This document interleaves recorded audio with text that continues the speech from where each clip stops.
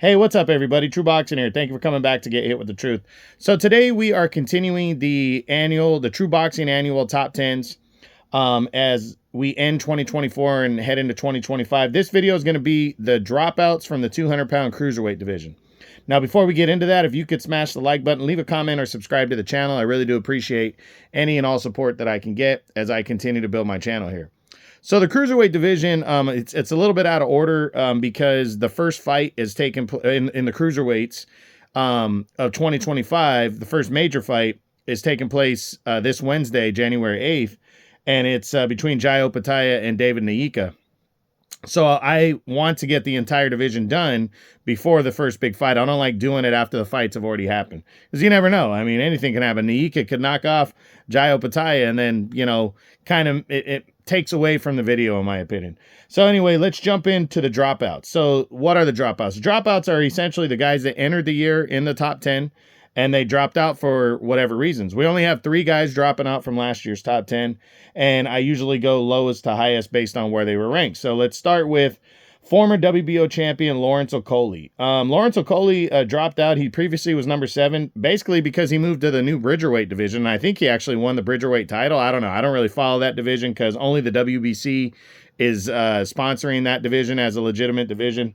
But Okolie made his move. I know there's talks about him potentially fighting at in the heavyweight division. So we'll see what kind of year he has. But this isn't really a shock. I mean, we always said because he's so tall and long that he'd eventually be moving to heavyweight anyways.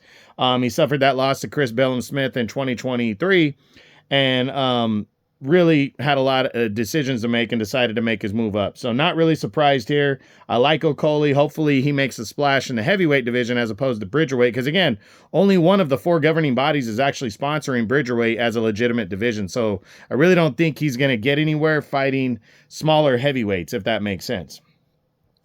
Next up to drop out is is the WBC champion in recess still, former 2-division world champion Badou Jack. Actually, I think he's former 3-division world champ Badou Jack. He's yeah, he is.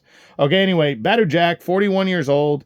Not too surprised. It's just inactivity is what dropped him out. He was number 5 coming into the year and was the WBC champ in recess. But I thought maybe he would fight once at least, and he just didn't fight at all. Not really a surprise. Badou Jack is really a health and fitness nut, and I think he has his own line of products and shit like that.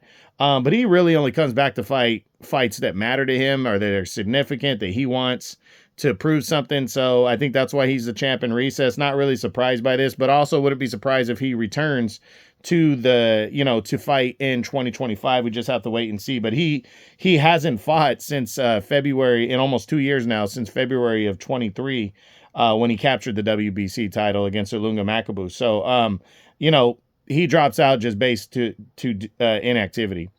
And then the final guy to drop out is former 3-time Cruiserweight champion of the world, Mairis Briedis. Briedis entered the year and hadn't fought since his 2022 loss to Jai Opetaia.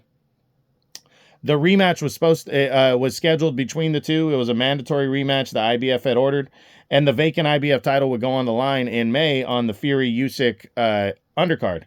And Briedis, it basically looked like the first fight. He was getting dominated and outboxed and outclassed against Opetaia, and then Opetaia started to wear down a little bit, and Briedis started landing big shots and hurting him in the late rounds. But Opetaia was able to hold on and score a convincing unanimous decision.